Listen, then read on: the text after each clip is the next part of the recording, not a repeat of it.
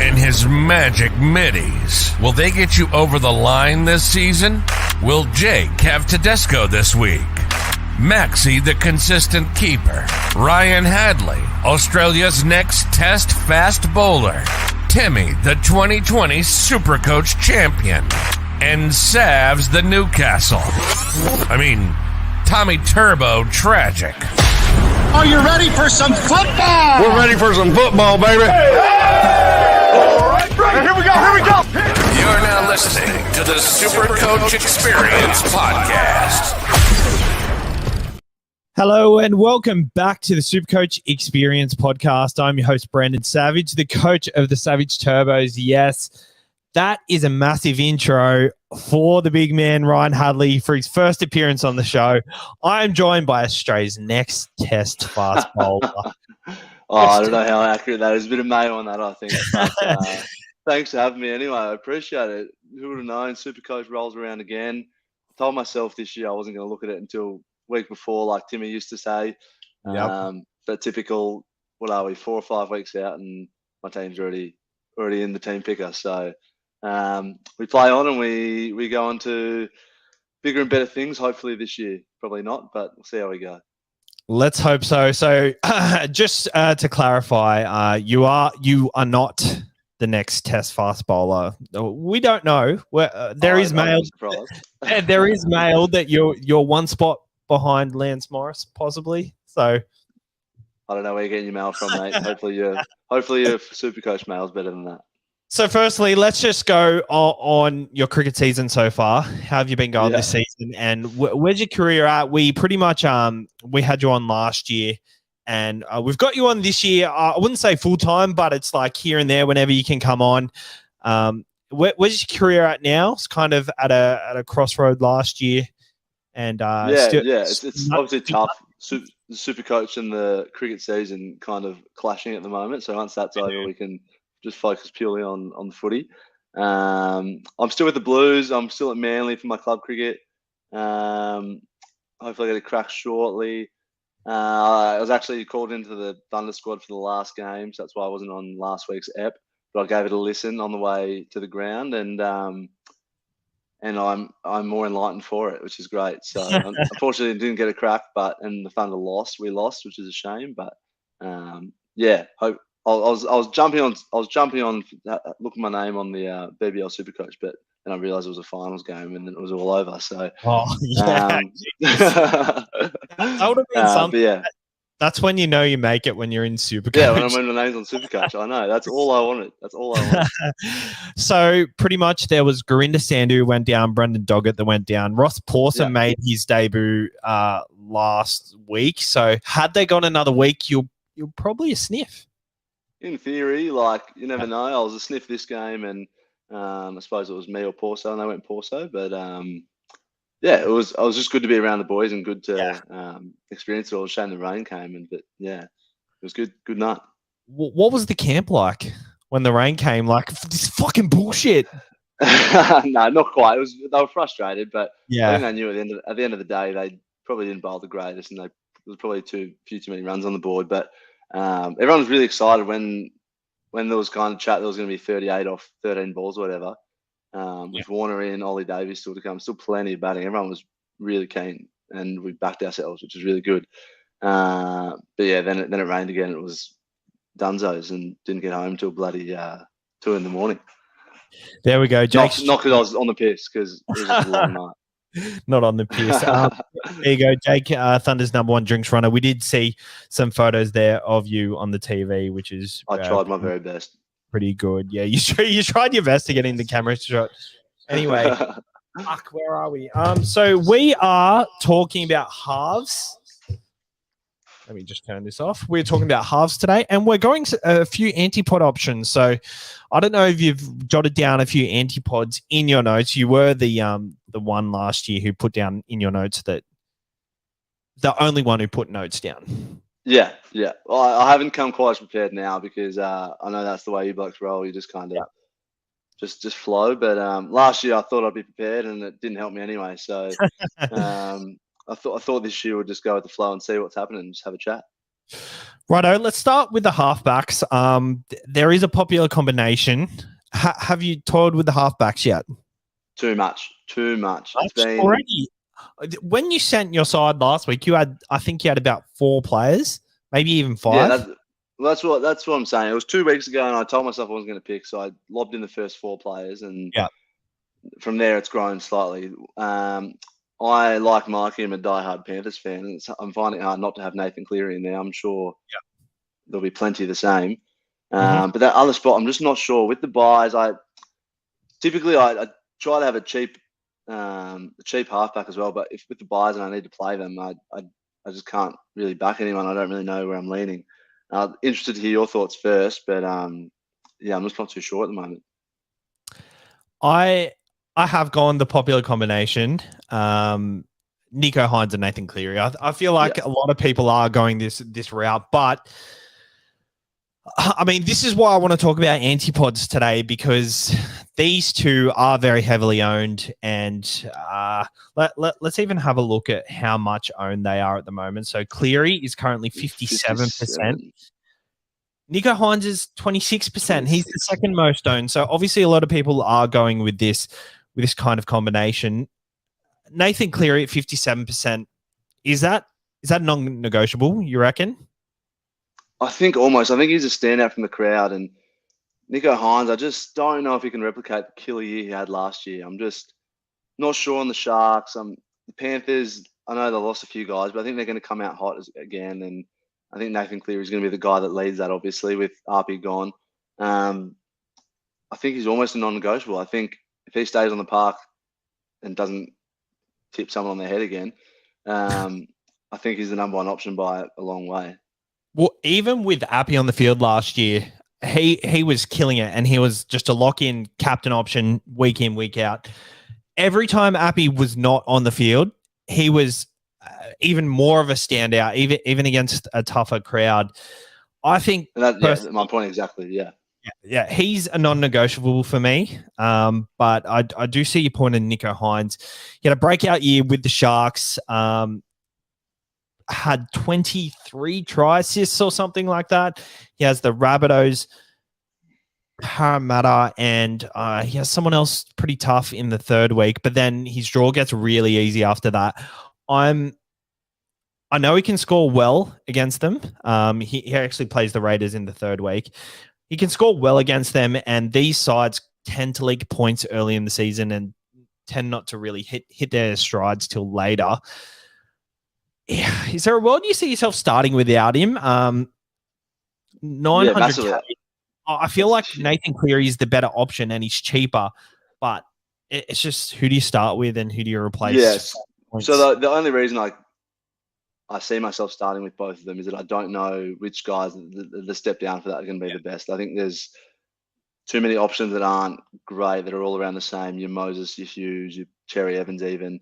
None of them really jump out at me like Cleary does, obviously, but then even Nico Hines. Coming off of Dally M, I'm not sure if there's going to be a bit of, not that it's his second year, but a bit of second year syndrome almost. At a new club in the number 7. But yeah, it was, I'm not sure. At the moment, I've thrown Sam Walker in there at the moment, which I'm not convinced on at all. But for 300K cheaper than Nico Hines, I don't see that much difference in output, to be honest. I think let's dissect Hines a little further. When he started at the Sharks last year, playing 7 for the first time. A lot of teams at the start of the year wouldn't have really focused their game plans around him being a good 7, because we didn't know where he was going to play at the start of the season. These teams that have the Raiders in the first 3 weeks, they're going to target him, they're going to shut him down, and they're going to force the Sharks to play differently. Every team has to evolve every year, even the Panthers. You can see the Panthers 2020, 2021, 2022. Every year, their attack is based around a different shape, and just it's focused around different types of players. And I think that's going to be the same situation for the Sharks this year. And possibly Nico Hines gets more try involvement, but gets less try assists. I can't find myself to start without him, but I'm really kind of playing with this tactic of the anti-pod route. Yeah, absolutely. He came out hot last year. He's had 400s in his first 5 games or something ridiculous. And it was only after a few that I ended up getting him, because I was under the same impression as you kind of. Wasn't sure how he was going to fit into that Shark system in the number 7, but obviously Craig Fitzgibbon worked his wonders and moulded Nico into a bloody good player and a bloody good Supercoach player at that. I just don't know. 900. I just don't know. Did you see there was a stat the other day about Matt Moylan's try involvements? The great Timmy Wimmy Williams. He what was it? 26 try involvements. Yeah, something ridiculous. First. Yeah, and there was a daylight to second. Yeah, Cody Walker was 17 or 16 or something like that. Yeah, whatever it was. But I think potentially Nico could be that guy that turns into Matt Moylan, and maybe, I don't know, maybe someone else in the Sharks is going to benefit from it. Maybe I'm looking too far into it, but I don't know. I think you got to look at things objectively when you're paying this amount of price, because he's most certainly probably going to lose money at the start of the year. He's not going to keep it up. You can't. It's impossible. This is my thing going into last year, though. I just don't know where are you going cheap to get that sort of fund from? 900 and the 800 and whatever Cleary is. Yeah. I'm not sure. I don't think I'll start with him, to be honest. I don't think I can. I'm starting with him. I've done pretty well to fit everybody else in, but we're going through the halves today, so we'll go through the list. You've got Sam Walker in at 622,000. Dolphins first round. Historically, Sam Walker does not score well against the Dolphins. Are you worried about that in round 1? Gee, thanks, mate. We pulled that one out of the New South Wales Cup, have you, or the Queensland Cup final. Look, to be honest, I've never been a fan of Sam Walker's in Supercoach. I don't know what it is. It's probably just the eye test, to be honest. He's obviously small and goes for the glory plays a lot, and his goal kicking is something just out of this world in the wrong way. But he just does it. He just turns up and he does it. And I think the Roosters are going to be one of the top couple of teams this year yet again. And I just don't see a world where he doesn't score points, and it's going to be at the detriment of guys like Nico Hines, because I think it's going to balance himself out a little bit. You said look at his goal kicking. You didn't like him from the eye test, but then you're starting with him. You're seeing. That's what I'm saying. I know. That's what I'm saying.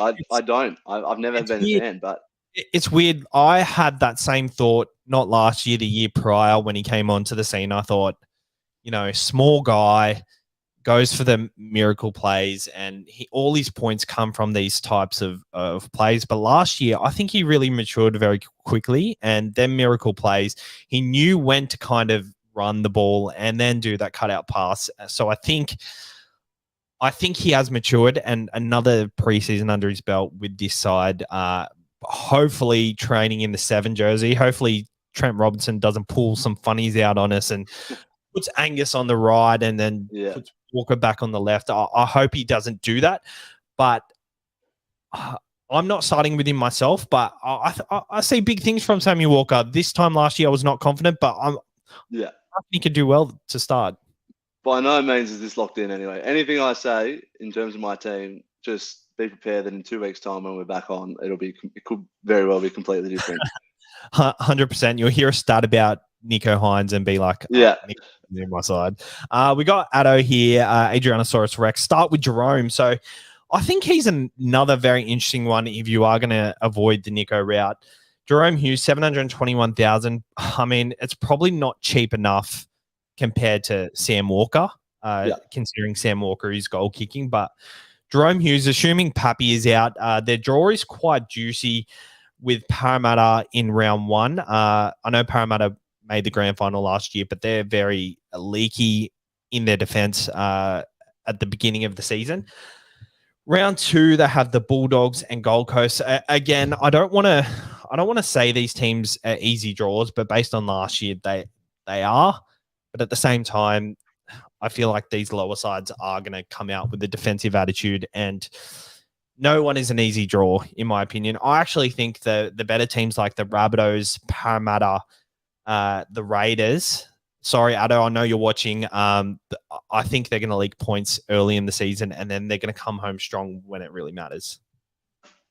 Yeah, I think so as well. I'm not sure on Jerome. I think a new look forward pack at Melbourne as well might take a couple of games to crack on with it, and doesn't quite have the ceiling of a Nico Hines. Obviously, the massive price difference, but he's at one of those few that are in between that I'm just not convinced on either of them.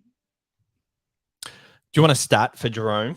He's playing the first game of the SuperCoach season on the Thursday night, March the 2nd, which is crazily just over a month away. Like 2 days, it's a month away. Crazy. How crazy is that?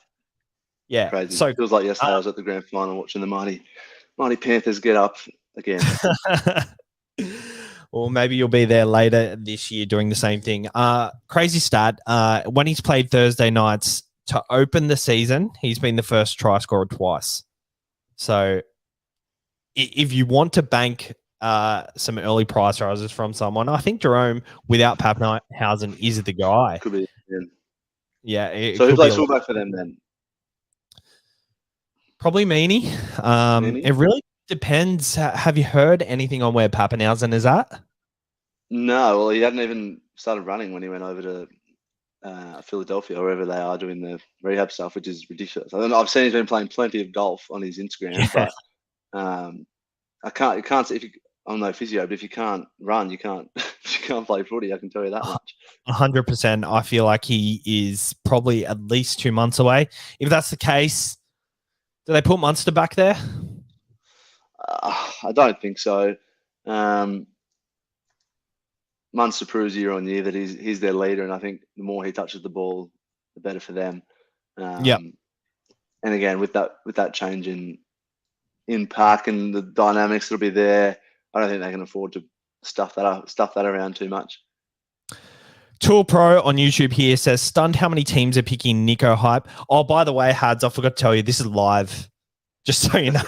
That's fine. Stunned on how many teams are picking Nico Hype. I mean, I'm not surprised, but I feel like a lot of people should be questioning it just a bit more because I don't think it's a slam dunk pick. He's a premium player, no doubt, Daily M season last year, and I feel like he can replicate it. Sam Walker is too ugly buys early. Surely there isn't a better player to start. So that is a good point. Sam Walker does have a buy in round 4 or 5. Cleary has a buy around the same time, maybe round 6. Yeah. And if you're running with Tedesco and Brandon Smith, that round... That's 3 big ones. Round 5 buy is very tricky. So I think, 100%. If you're starting with Tedesco and Brandon Smith, Sam Walker maybe isn't a void. 2 early buys means a nice walk home without worrying about it. So yes, he will be a buy player. Bellyache said Meaney. So we think Meaney is going to be at fullback. On the money, as always, Sabs. Yep. Cleary round 3 buy. Yeah, so Cleary round 3, Sam Walker round.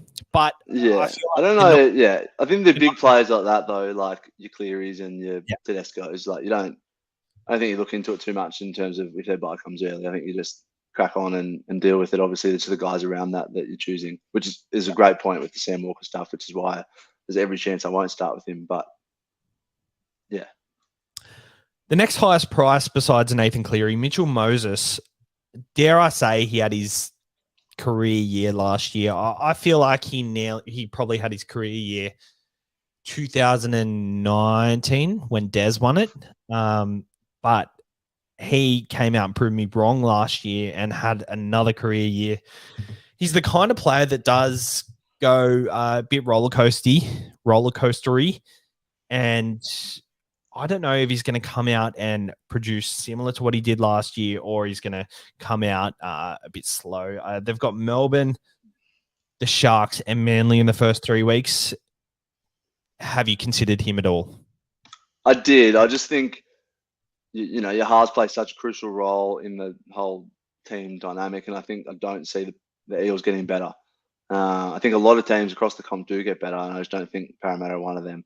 I think their window is slowly shutting, if not shut. And I think with that, Mitchell Moses declines a little bit. is worth consideration. I think obviously a goal kicking halfback that dominates his team, but I think as Dylan Brown gets better as well, I think he's becoming almost the go-to guy in attack, and may start to take points away from Moses. The next highest up, probably the last gun that you can consider, Daly Cherry Evans at 693,000, a round 2 bye, Bulldogs round 1, and possibly no Tommy in round 1. DC is the kind of guy you need to pick up on a run, I feel, but is he like? I feel like you're looking for a halfback, and since that slot is available for you, was he even considered for you? I don't think so. Like, you're right with it. He needs to be picked up on a run. With that, I think Manly need to go on a run, and with that, I think they need Tommy Turbo. Yeah, I know he's tipped to start, or they reckon now he's going to start, and everything's going well with his rehab. But I'm just not sure that a DCE with an underdone Turbo is something I want to delve into at the start of the year. Age isn't on his side. Early buys not on his side. Like, I don't know. I don't think DC is anywhere near the Jerome Hughes, Nathan Cleary, Nico Hines, and the price at $693. You're not saving enough dollars, I don't think, to warrant having him in there. Yeah, for sure. I feel like he's the kind of guy that is going to go down to maybe $590, and then you're going to pick him up at $590, $550 to $590 during the buys, or maybe after the buys for the run home. Maybe a popular halfback goes down injured, and he's the kind of guy you pick up then, especially we don't know what Manly's going to come out with, but I guess that's all for the kind of premium options. Let's look at a little bit of value here. Firstly, where would you rank all the premium options? If I put them in order, price, are you saying just price, not an option? Price irrelevant. Price irrelevant. I'd go Nathan Cleary, Nico Hines, Jerome Hughes, Mitch Moses, Daly Cherry Evans. Really? Yeah. I thought you would have put Sam Walker at 3. Oh, so I didn't think you were considering him premium. Oh, I thought you just meant the top 630. Oh, he's top 10. I thought you meant those top 5 that we spoke about. Sam Walker probably slides in at 3 then, or 4. Yeah, okay. Yeah. Well, I guess Ben Hunt. Don't get me wrong. I don't think he's like, he's not better than Mitchell Moses or Jerome Hughes. I don't think, or they're around the same. But just if I can save myself 80 or 90K, then I think that's where I'm leaning. That's for sure. Looking at the value options, it's kind of in between the 10 to 20 price range. Who was I looking at? I had someone right here, and Sean Johnson, 456. Yeah, he's a favorite player of mine. I knew you were going to say this. I just knew you were going to say. You've seen the one Instagram photo of him looking absolutely jacked. You jumped right on board. How jacked does he look? Looks huge. You're right, but more muscle for him to tear, mate. Every bloody year. Every year. It's bad for an outside back, an explosive back, to have that much muscle, isn't it? Because again, I'm not a physio, but it can't be good. You're an elite athlete, though. You should know these things. I'm a fast bowler, mate. I'm a string bean. I just run in and bowl. You're a fast bowler with not that much muscle on you, so maybe the theory is right. More muscle in the back. Yeah, we'll go with that. Please tell me you're not considering Sean Johnson. After I saw the photo, I really considered it, but I can't do it. He's been done for a few years now. Let's be honest, but yeah. I would love the Warriors have been done for a few years now as well. Yeah, I would love nothing more for him to come out and absolutely kill it. So I'm really excited to see how they go. And I think, unfortunately, the Warriors are going to do not that good, in my opinion, but I hope they do exceed our expectations. They always do, surprisingly. So let's hope we're wrong again. There's not much in this halfback position, especially considering Cleary and Hines are such standout options. There is one. We probably talked about him in the hooker spot, but Tanner Boyd at 384,000. He averaged 66 last year. I think it was around 66 to 70 in the last few rounds when he played 80 minutes. He was goal kicking, playing alongside Fafita. If you've got Fafita and you're expecting him to do better alongside someone like Tanner Boyd, then obviously he's the guy who's going to benefit from that. What are your thoughts on Tanner Boyd and, I mean, at halfback or hooker? Just to confirm, he's starting for the Titans, isn't he? At this stage, yeah. Yeah. I don't see myself getting anyone in this kind of price range in the halves. I wouldn't mind keeping an eye on him, having a look at him.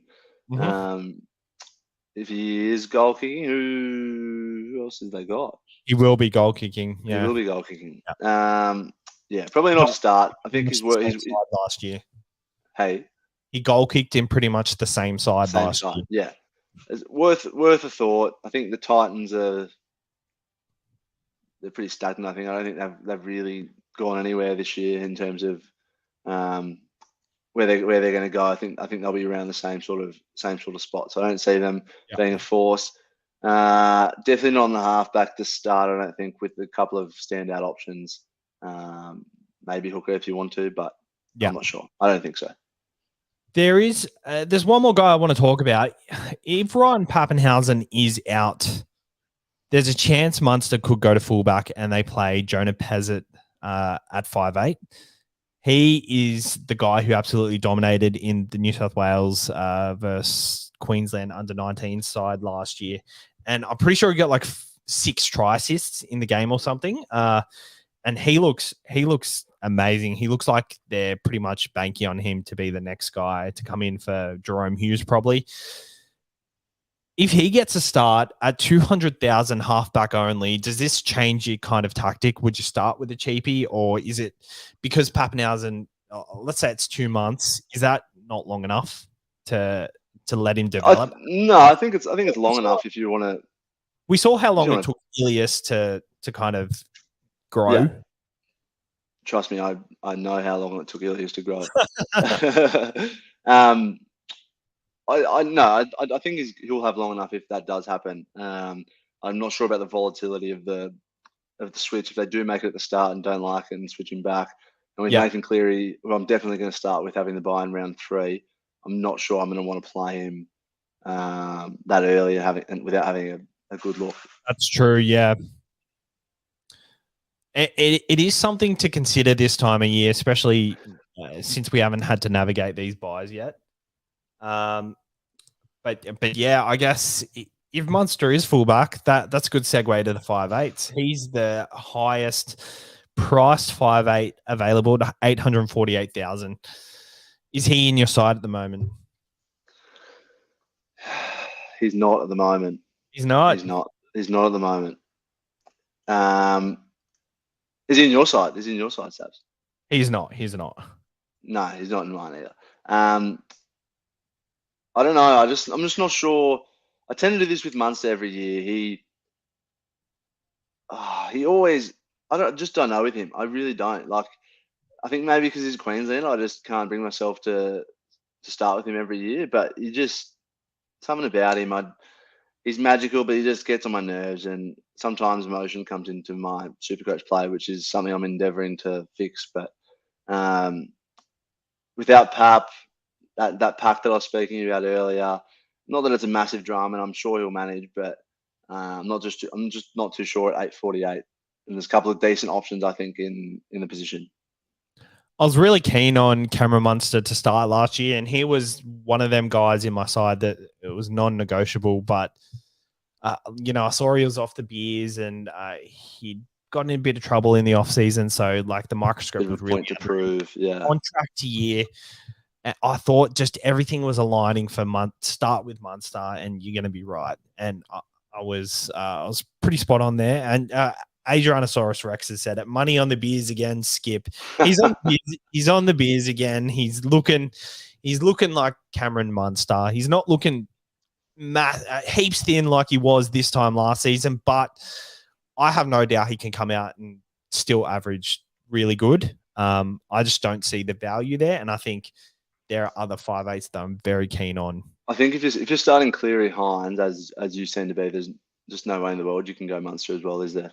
Yeah, no, there's not. Well, I feel like there's a world you can, depending on who your second 5'8" is, but we'll get into it. I'll tell you my starting 5'8" in a second. But breaking news: Lockie Miller has signed with the Newcastle Knights, which means Kalen Ponga, the shift to 5'8", is official. We'll talk about Kalen Ponga in a second, but news has come through 13 minutes ago. Cade Dyke's 2023 season is over. What a fuck up for the Sharks. They've held off on this signing for so long, and then the minute he signs, Cade Dykes is down. So they're really relying on Kennedy to stay fit this year. I was about to say, now it's literally Kennedy or no, like who's there? Who's left? Hines might have to go back to fullback, and Trindle plays in the halves. It's not a terrible option, I guess. And Luke Metcalf. I don't hate it. I don't mind Trindle as a footy player. I like him. I think he really deserves a starting gig. It shows massive character that he re-signed and he's willing to wait. That's good bail from you, Saz. I had no idea. What? The mail. I just went on and had a quick look after you said it. Oh yeah, I got it sent in the group chat. So poor buggers. Anyway, poor buggers. Where we're at? Crack on with 5'8". Do you want to crack on with who we actually are starting with, or do you want to start with your mate Kalen? Or should we talk about Ponga because he's going to be 5'8". He's going to be 5'8". You're a Newcastle fan, aren't you? Yes. Ponga. As someone who watches Newcastle and is not a fan of the Newcastle side, I'm a fan of another side. Ponga, I actually like the move to 5'8", especially now they've got a genuine fullback. He's going to get given time to actually play 5'8", and actually, hopefully they play it normal where Hastings is the directing half and Ponga just doesn't have to worry. He just does the roaming both sides of the field. Is he someone you start with, though? He's currently in my side at fullback, Kalen Ponga, because I really like their spine. I really like their draw. Spoiler for 2 weeks from now. Sorry? Yeah. Spoiler for 2 weeks from now. Spoiler for 2 weeks from now. But, I think he's going to go really well, but I think it's going to take a little bit. Just maybe 4 to 5 weeks just for him to fully get it. I tend to agree. I think he's shown in Origin just what he can do when he's in the line playing that kind of roaming role. Obviously, I hope it'll be kind of similar. Obviously not as unstructured as we've seen him play for the Maroons, but I think he could potentially set the world on fire. The only thing that worries me is exactly what you said, whether Hastings is going to play the directing general role or it's going to be, one side of the field each kind of thing, which hopefully it's not. I can see him being, Jerome Luai a couple of years ago where he was kind of killing it, but potentially on both sides, which is really exciting.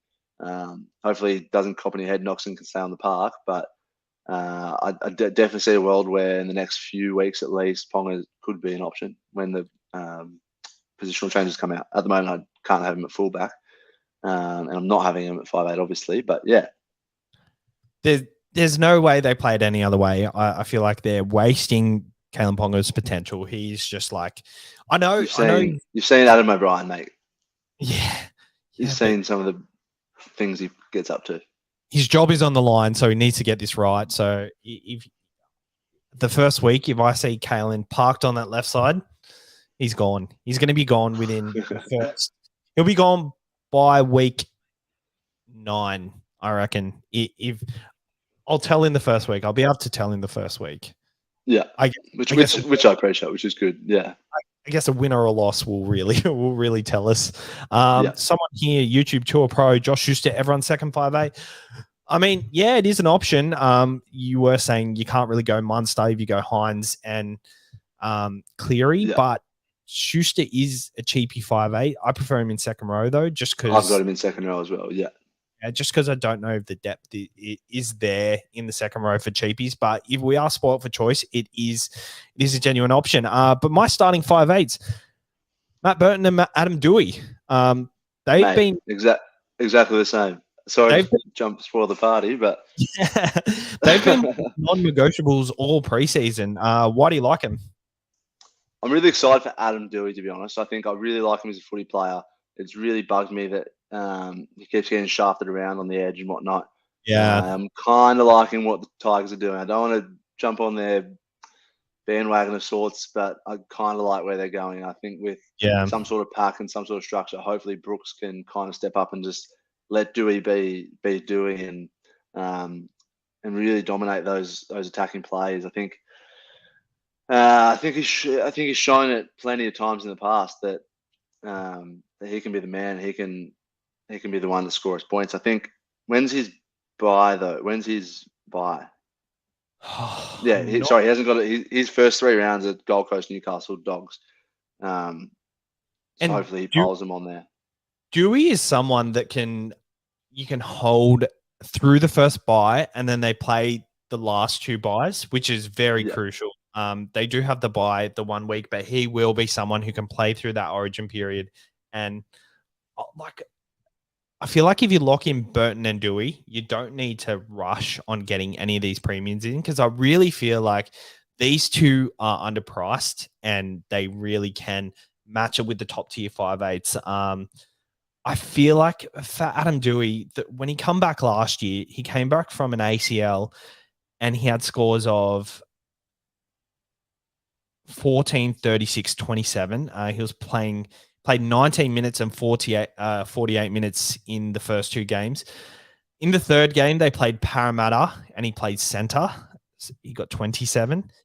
And then he shifted to 5'8", 87 against the Panthers, 51 against the Cowboys, 122 against the Broncos. Then everyone got him in, and everyone was quite disappointed with his scores after that. But then he got 53, 66, 41, 41 against the Roosters when they got put 72 on them, 99 and 57. So the fact that he's underpriced because of them first, 4 games, coming back from an ACL, that's a massive effort for a back to do that. As long as it's consistency, I'm happy to stick with him, as you said, through to those last couple of byes. It's just, consistency in position. Hopefully, Sheensy and Benji don't stuff him around too much. But have you heard the mail? They can't. Have you heard the mail that there was? I'm not sure if it was just before Christmas or something. Charlie Staines was training at fullback. Dane Laurie was training at 6, and Dewey was training in the centers. Did you hear that? No, I didn't hear. No, I heard. No, the only mail I've heard out of the Tigers is how good Benji still is in opposed training sessions or something. I heard mail like that, and immediately when I heard it, I was like, "That's such a Tigers thing to do." Yeah, but we got to remember that these teams kind of need to train for these contingency plans in case certain things happen. I think Staines will start at fullback, which means Laurie kind of needs to be someone who can come in and out of the side whenever he can. Yeah, I think Staines is probably the better option at fullback. Not that we're talking about you reckon? Or anything, but mate, I don't think. Obviously, they both come out of the Panthers system. I think that Charlie Staines, mate, is. I don't want to say underrated, but I think he is a little bit underrated. I think his defense is better than you think. Mind you, I do think he's actually a good winger, but I just think I never really was much of a fan of Dane Laurie. I just don't think he offers a whole lot. I really like Dane. I like Dane Laurie. I think he's got a lot of good ball playing, and he's got a bit of tackle break ability. He's got a bit of off the cuff footy, but I get what you're saying about Charlie Staines. I think he was a bit. I think the back end of last year, Charlie Staines really, really kicked and just taking strong carries. He was his defensive reads were good. I think he probably deserves to go at fullback, if I'm honest, over Laurie, who hasn't. Let's be honest, hasn't really had much of an impact on a pretty poor side. So they've obviously got to change something. He has had a chance. Staines hasn't had a chance at fullback. And the criticism of Staines 2 years ago was he couldn't run the ball from a kick return. He worked. Don't get me wrong. He's still not brilliant at it. Yeah, no, but he worked on that. Than he was. He obviously put on size, and I don't know if you saw, but sometimes he'd come in and do some support play through the middle for the Panthers.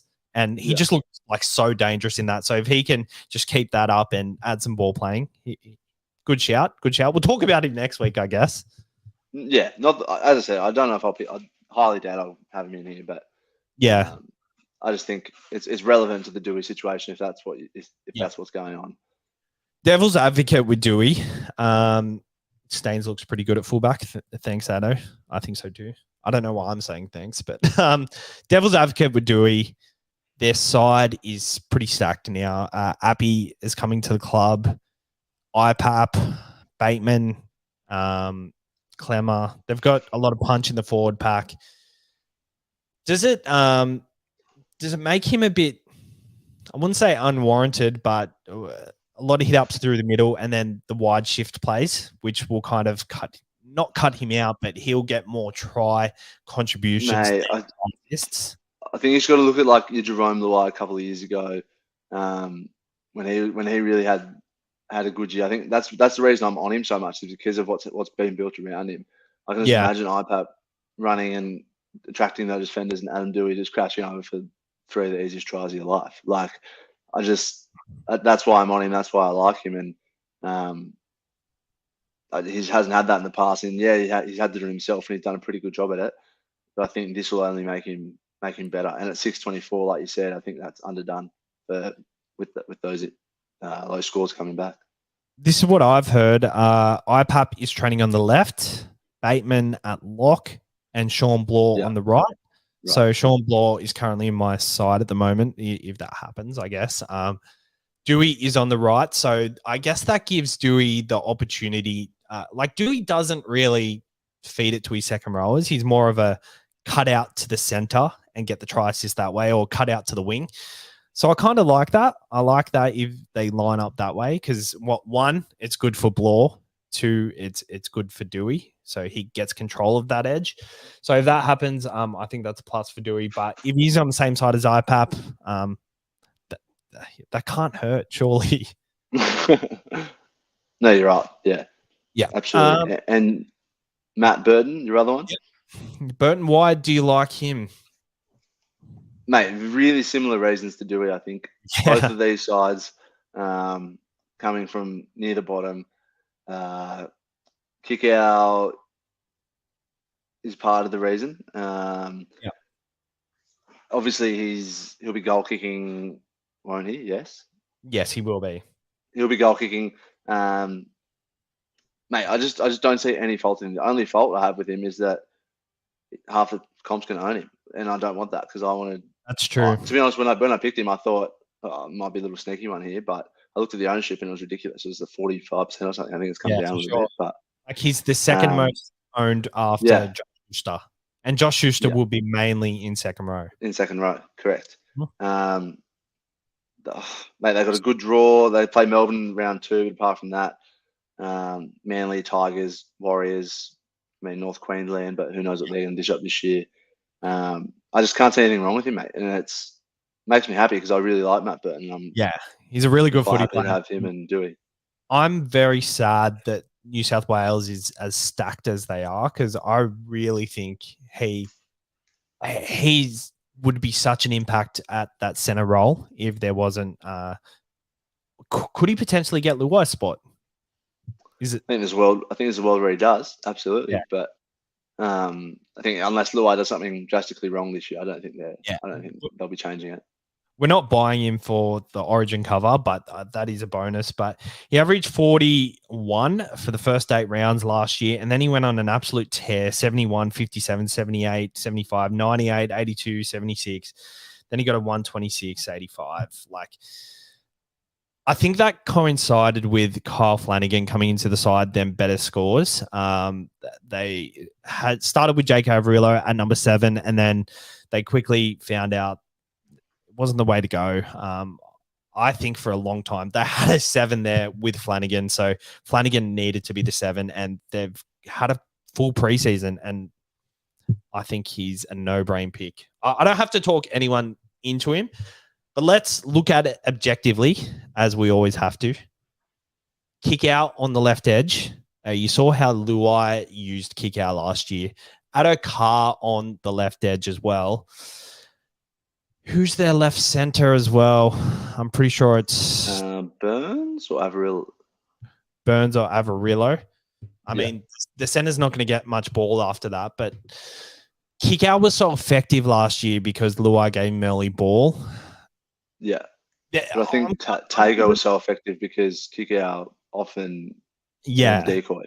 Yeah, exactly. I'm just looking at it in kind of a should they play like kick out on the right or just yeah, I see what you mean. Yeah, because no, Flanagan's the perfect guy. Flanagan is the perfect guy that can give kick out early ball, and that can happen on the right edge. The left edge is Matt Burns' edge. Matt Burton to Addo Carr. Is that going to be too much, and are they going to mark on Burton too much? We see, I think, you look at the Panthers a couple of years ago when Kurt Capewell first came in, he played that right side, and everyone expected us to go left so many times, and we did so successfully so many times that almost the right went unnoticed, and that right edge ended up scoring heaps of pies. So hopefully they do.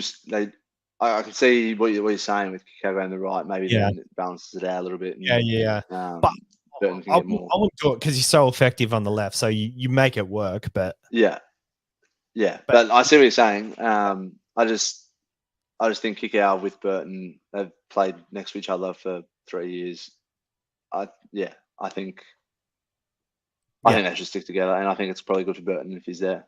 So you did say that Penrith got a lot of tries on the left edge, and then they got a lot of tries on the right because the left edge was so focused on as well when Capewell played there. We talked about the second rows last week, but Fatala Mariner was just named the club captain. So assuming he possibly starts at right back row at, I think it's like 500K. Did you consider him at all after hearing that? Not really, to be honest. No, my second row is pretty set. Mind you, I'm currently running, sorry to jump back a week, but I am currently got Murray and Fafita, and I don't think I'll be able to do both of them. So I probably am looking at someone in that kind of price range. But I don't think Fatala Marin is going to be an option for me. But I appreciate you. Yeah, I've got Murray and Fafita as well. But yeah, Burton and Dewey. We've got a question here from Addo. Would you prefer Burton or Dewey if you have to choose one? So a lot of people will be in this scenario because obviously to have people like Hines, you've got to risk somewhere. So Burton or Dewey, which one?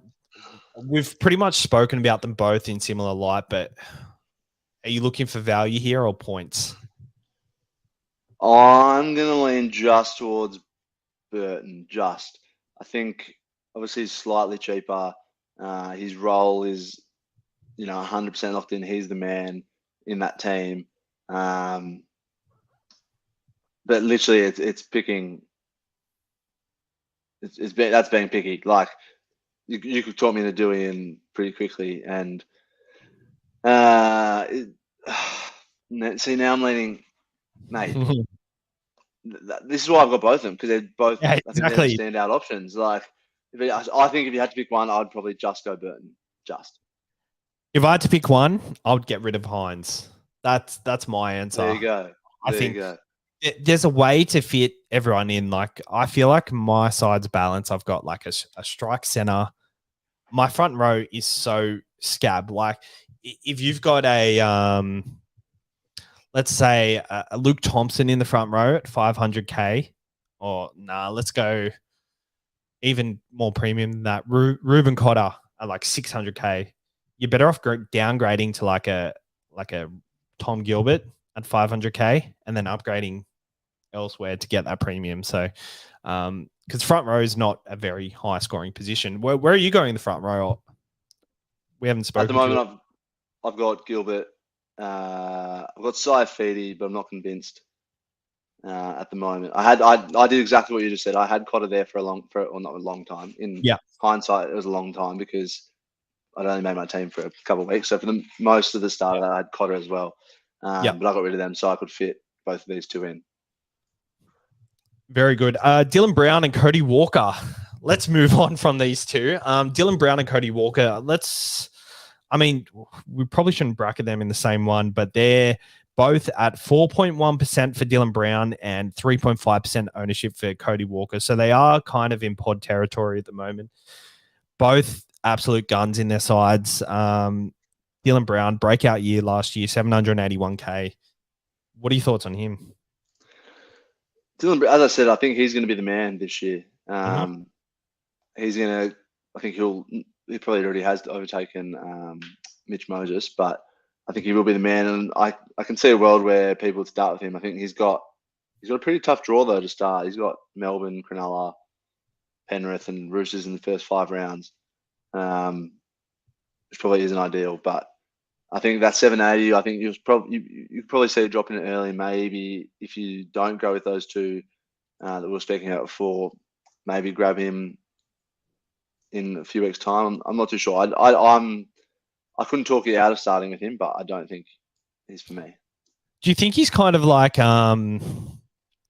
what's it called, Matt Short in the BBL, where he had an absolute breakout season last year, and you think he's just going to kick on again? Because I think a lot of people, when someone has a breakout year like this, they really try to stay off them because the price is potentially overs for what they can produce.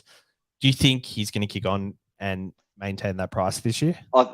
I think by the end of it, he'll be there or thereabouts still. Parramatta, I know I said they're not going to get any better and their window's closed, but I don't think they're going to. I think they're still going to be a competitive footy side. I think he's going to be a mainstay in that. So I don't see him dropping drastically, and he's a top quality footy player, and probably the best or top 2, young 5'8" that are going around. So I can't see him plummeting off the face of the earth like a few have in the past, but at 781, I think is just a little bit out of a reasonable price range. Yeah. Cody Walker at 3.5% ownership. I think all them 3.5% ownership have to be Rabbitohs fans. They got the Sharks, Penrith, and the Roosters the first 3 weeks. You can't get a harder draw, but Cody seems to. I wouldn't say he steps up for these games, but he's always quite defies the odds every. Yeah, he does. Every one of these ones, like I can 100% get what you're saying. Like, he doesn't play amazingly or anything, but he's always got them 1 or 2 plays that boost his score up. Like, he scores against Penrith 76 last year, which is like 76. You take that every day of the week for Rabbitohs against Panthers. 55 against the Sharks last year, 58 against the Roosters. I think they're really solid scores against sides like that. But that being said, all these games are late in the season. These early season games are usually quite light. Yeah, keep him not like I'm just looking at. He averages 70 against Penrith, and as a Penrith fan, I know he's always lurking thereabouts, and he always pulls something out of his backside. But you're right; they do tend to be late in the season. I think he's similar to your DCE comment before. I think if you find him on a run at some stage in the season, I think that's when you jump on. And I don't have the balls to jump on at the start, but that's just mainly because I'm so happy with the 2 that I'm going to start with. Yeah, I don't think I will be jumping on at any point, especially my halves stay consistent and perform how I want them to perform. I think that they're the kind of guns. There is one. Actually, there's 2 more. Jerome Luai, 594,000. I think if the 5'8" position wasn't stacked with Burton and Dewey and even Munster and Dylan Brown as options, I could really see myself considering Luai this year. 594,000, no Kikau on that edge. So, Kikau's not running the ball 20 meters and getting the try contribution or try assist. It's going to be Jerome Luai that gets that now, especially with such a whole runner like Luke Garner on that edge. I think he's going to kind of go back to his 2020, early 2021 form. Yeah. What are your thoughts on Luai? Mate, I'm a huge fan of him as a footy player. I think Luke Garner. I wish I was on the second rows pod, because when you, I think you said you were taking him out of your team, or you're not picking him or something because of some other reason or one another. Mate, no, Luke feels too good to be true. Like, yeah, mate. I reckon this screams capable. I reckon, like, yeah, underdone guy from like an average team coming to the elite the elite of the Penrith Panthers, and I think he's gonna be really good. I can just see little short kicks through the line, little hole runs from Luke Garner off Jerome Luai. Yeah. Which I think he can be an option at some stage. Yeah. I don't know how. I'm not sure. I think Kickout is really good for Luai. I think small guy, all Yeah. the attention on Kickout when he runs the ball, which he did at the back end of last year. I think having Kickout outside him helps. I'm not sure he's going to be able to do that with Garner, at least till they realise how good that left edge is going to be. Still, I like him. Am I going to have him? No. Will I have him? Maybe eventually. You're making me really think about Luke Garner again. I think I've got to reassess that one. But I've got like cheapies on my bench and Jermaine Hopgood starting. So do I. I know. That's why, mate. It's hard. I just think. Well, Kurt Capel was available as centre wing when he first came to Penrith, which I think is why he was so good at that point, and he was so cheap, probably around a similar price. But mate, Luke Garner can be. I think he's a good player for the Tigers, mate. If he can be a good player for the Tigers, surely he can be a bloody excellent player at the Panthers. I don't understand how he didn't get a run. Like it's so perfect for SuperCoach that he just played off the bench a lot last year, played a lot of centre. There is another one. AJ Brimson is playing his preferred fullback role. They have a nice draw to start the year. Kieran Foran will be feeding him when he's running around in that sweet play around the left.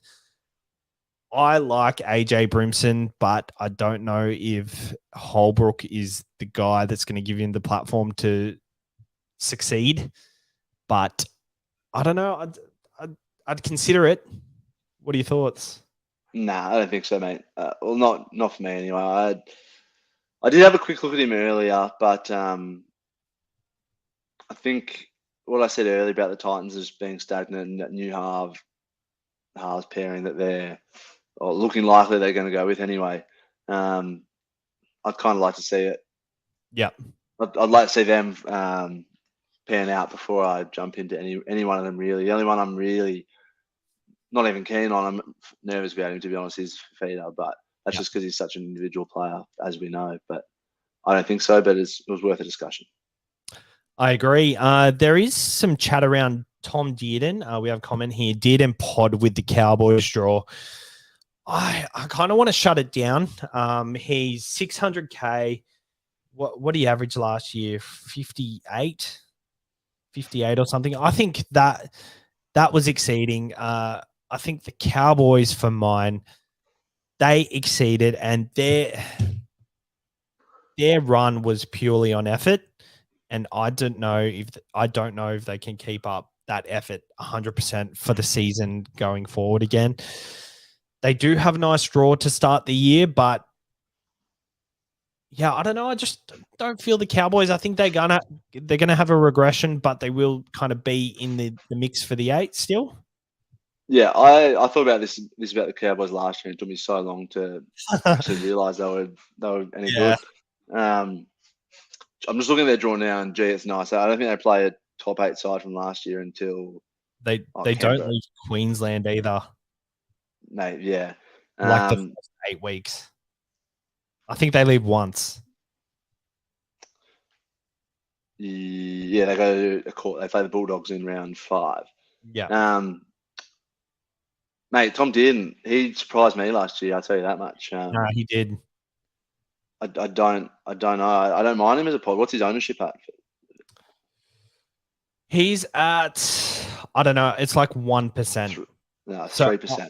3%. Yeah, 3%. So I'm just on his draw at the moment, and he did really well last year. Like there were some games where he scored 30s, but like if you started with him last year, 67, 59, 109, 62, 64, like you would have never expected that from Tom Dearden. Yeah. So the fact that he can do that, and I'm pretty sure it was a similar, Queensland, it was the same for them. So they, in the first 8 rounds, they didn't leave Queensland. Actually, first 9 rounds, they didn't leave.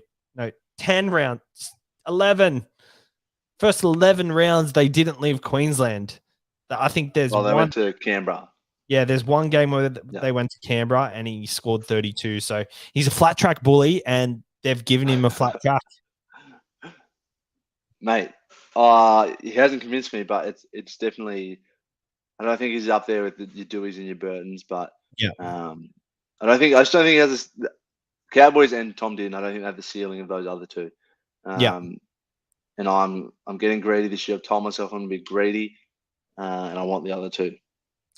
Dearden and Dewey, both goal kicking. If Dearden was goal kicking, would he be in the same category as these other two?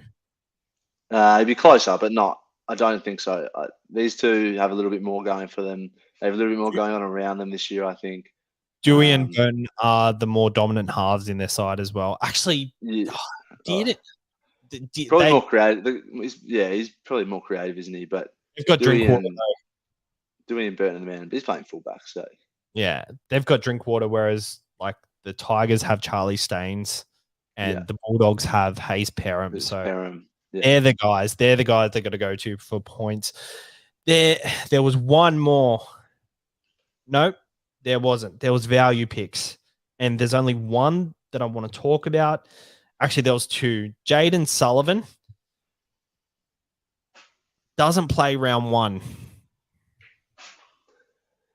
I don't think that doesn't bother me, to be honest. As long as you're happy with your other guy, like everyone's gonna have a bye eventually, aren't they? So obviously you're gonna try and avoid them as much as you can. But if you're gonna go, you keep your guys next to them, then I don't think it's too much of a worry if you've done it well.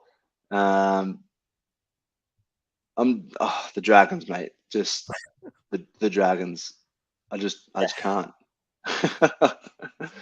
Yeah, no, I can't with Dragons either. I think they will do well. Like everyone's expecting them to come last, but I see a typical hook side, around that 9th, 10th. But I don't think it'll last the season just because they haven't recruited too well. I think it'll just be boring. A lot of fans won't see the direction they're going. So I think they'll do all right. I think that they'll come out round 2 and put up a fight, I reckon. I can't see them putting up a fight the whole year. I've got them 17th, I reckon. 16th, 17th. I was going to mention Jack Whiten because usually the Canberra Raiders have a good draw to start every year, it seems, for the last 3 or 4, but they don't. They've got North Queensland. No, they don't. Yeah, they got North Queensland, the Dolphins, and the Sharks. I guess the Dolphins is not a bad draw, but we don't know what they're going to be like. So that rules him out. Are you happy with the 5/8s? Do you think we've covered everybody? Most of them. I think the only one I want to, not that I'm thinking about him now, but what are your thoughts on Jackson Hastings at the Knights with Kalen Ponga partnering him in the halves? I'm not on it because neither am I at the moment, but I'd love to hear your thoughts. I wasn't really keen on him last year at the Tigers, but the Tigers didn't have many points coming. I think the direction the Newcastle Knights should be going is Hastings completely controlling the ship, kind of being a Cooper Cronk for Kalen Ponga to shine his brightest. So I really think that Hastings is going to do a lot of touching, but not much attacking, I think. Yeah. And Lockie Miller out the back, I think that they don't need Hastings to be doing much. Although Hastings could be goal kicking. Ponga, no? Hastings is a better goal kicker than him, I would think.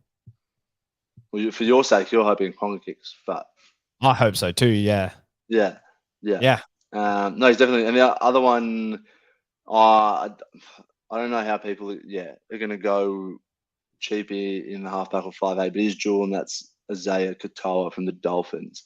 If he's going to start at 6. Yeah, he's playing the trial next week, or is it this weekend? I think it might be this weekend. This weekend. I saw him post the team, and he was in it. I'm pretty sure. Valence Tafare, the 200K center wing chibi. I think he's like 216K. He hasn't made a debut. I don't know where they get that extra 16K from. I don't know, but they're both playing on the weekend. Some footy this weekend to watch, which is very exciting. I'm very excited. But yeah. I just love a young half out of the Panther system. That's all. Oh, he's very good. He came on our podcast last year and he was very nice. We very much liked him indeed. He was played in my brother's footy team. He was like a Sean Johnson type player. You've seen him? Have you seen him play for Tonga? I've seen him play. I didn't see him play Tonga. I saw him play some lower grade Penrith, but yeah. Yeah. All right. We're going to quickly just go. I wanted to spend more time talking about antipods, but we've gone for an hour anyway, talking about halves. That's crazy. We're going to go through just the top 10 purchases. We might go out a little bit to maybe top 15, but just see if there's a case to antipod them. We've already talked about Cleary, Hines. Josh Schuster, most owned players, 62.9%. I don't see a reason to antipod him. Could you see a case to not? No, not at all. No. Brandon Smith, 53%. Playing for the Roosters. Has not scored a ton. I mean, he scored 3 tons in the last 3 years. High score of 110. Yep. Could play a similar role at the Roosters. It's kind of a gamble-free pick, isn't it? So I think I was looking at it devil's advocate when I made the post today, but it's kind of a gamble-free pick because this is the bottom he's going to be at. Yeah, I think a 478 into a new strong system as well. We know what he does. Connor Watson has been confirmed he's not playing. He's not going to be there for a while, but there's Jake Turpin lingering on the bench. Obviously, if Turpin or Hudson are named on the bench, we don't know for sure. I think obviously you probably start with him, but like there's so much attacking weapons at the Roosters. Is he going to need to be burrowing over like he did for the Melbourne Storm? I guess he didn't need to at the Melbourne Storm. And he's probably that sort of player that he's still going to do it anyway, isn't he? So yeah. Well, that rests that case, but I do see merit in potentially downgrading to a Tanner Boyd to save 100K to kind of try and do that, or a Mitch Kenny. Like Mitch Kenny is very cheap as well if he gets the starting role. Hamiso Tabuai-Fidow is the 4th most owned of 43.8%, 330. I get it. He's playing fullback, but I don't think he's going to play for a long time. I think he's going to. I understand people are going cheap in the center wing so they can obviously make it up elsewhere. He played fullback at the Cowboys for a couple of different runs there a little bit. Yeah. And did absolutely nothing. So I see nothing changing him going to the Dolphins, and I don't see him getting any better or any more relevant. I don't have him. I don't see why 44% of people have him. I think there's not really an antipod because it's not going to make a. You know what I mean? Like it's not going to make a big. Yeah. No one's really talking about him being an absolute. Is anyone really going to play him against the Roosters round 1? Yeah. But 330K, you probably do play them most weeks just because they're that upper tier of cheapie. But at the same time, the Cowboys didn't want him. Fuck's sake, the Cowboys didn't want him. That they've got spots in their backline where they possibly could have used him, but they didn't. He got hooked to fullback for Drinkwater, which I think was the right choice, but. Yeah, I don't think he's going to last the first 10 rounds. I think Tessie New should be the fullback of that side. I think Tessie New showed enough last year for them to try and pursue. Even as Zarko, I'd probably choose over the Hammer at fullback. I don't know if Hammer is a center even or a winger. I just see him as a fast runner. Yeah, exactly right. He's like how Charlie Staines was a year ago. Yeah, exactly. Yeah, needs open space, and I don't know if he's going to get any of it at the Dolphins. Yep. Tedesco, 43.2%. I actually am anti-potting Tedesco. I'm anti-potting Hammer as well, but Tedesco, the Dolphins and the Warriors the first 2 weeks, and then his draw toughens up and he has a bye round 4. Round 3, he has the Rabbitohs, I'm pretty sure. The Rabbitohs, and then he's got bye round 4, Parramatta, Melbourne, Sharks. I'm anti-potting, mainly because round 1 is typically very low scoring, not just for Teddy, but for a lot of people. In general. So if he goes through that round one game, the Dolphins opening game for their account, as if they're not going to put up a fight at Suncorp. The Warriors, if he gets 100 there, I'll cop that. But if he gets 40 against the Dolphins in that first round, I think the antipod is kind of a success. What are your thoughts on that one? I think I'm not brave. I'm starting with Teddy because I'm not brave enough to go with Tommy coming off what he's been going through. Obviously, I'm not going to go Pap. I'm not going to go Ponga because I want to see how he's going in the halves. So I'm really left with Teddy as my premium choice, and hopefully I can just kind of hold him. I guess I'm not too sure. Like, I see where you're coming from, but yeah, I'm not antipodding him at all. But I think your point's valid. He is as long as you're not starting with Tommy. Are you starting with Tommy? I'm starting with Tommy and Ponga. Yes. Addo just says, "Hey, you're starting with Tommy." Yeah, I should call my side the glass animals or something like that. Yeah. It is. I'll give it 4 weeks before he's in for you, or 5 weeks after the bye. Well, the thing is, if they do last, yeah, SuperCoach is all about a gamble. You can't. This is how I fit Fafita, Murray, Dewey, Burden, Hines, Cleary, Valentine Holmes, Grant, Cheese. Like, I'm pretty happy with the rest of my side. These two are just the ones that I'm really Michael Briz, Antipod, the best season points fullback in the game. Wow, now it's my turn to shut that down. Why is this guy's profile photo a man talks SuperCoach NRL? You're not a man. Your name is Michael. Anyway, Jermaine Hopgood, I think he's slam dunk and he's a play. Yeah, agree. Yep. Chance Nickel Clockstad starting at the fullback for the Warriors. Probably a similar mold to Hamiso Tabuai for Doe, but I feel like at least Chance could have a bit of base about him. Yeah, definitely. Bigger body. Has done it before. Like, I've gone close to doing it before at Canberra a few years ago. I've got him at the moment. I see why 40% have him. Yeah. Matt Byrne at number 8, 39.8%.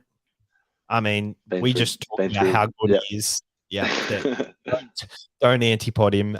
Paul Alamotti, he's a cheapie. Jack Howarth is a cheapie. They're kind of guys that if they get a start, you don't antipod. That'd be good. Yeah. And if they don't, I assume that ownership will plummet. Yeah. Ray Stone, 246,000.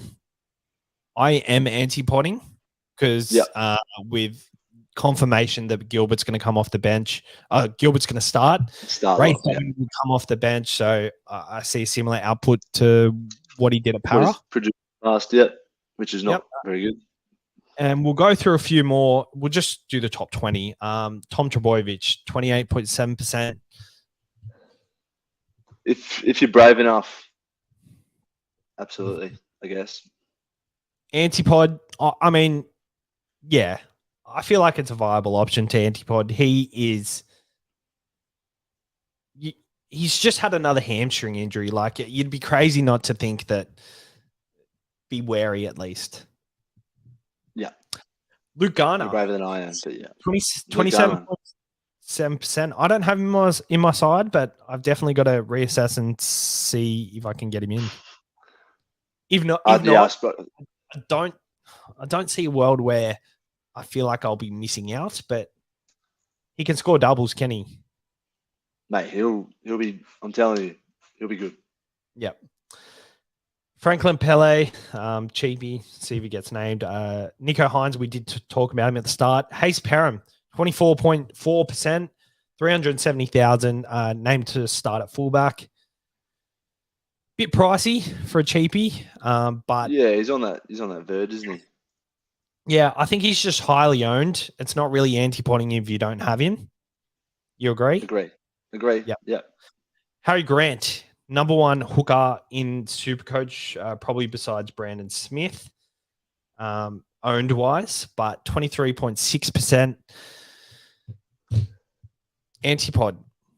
No, I'm going to say no. I think he's just a standout and probably probably the biggest standout across all the positions, I think, in his position. I think he's just miles better than the rest. And I think if you choose to anti-pod, you're making a grave mistake.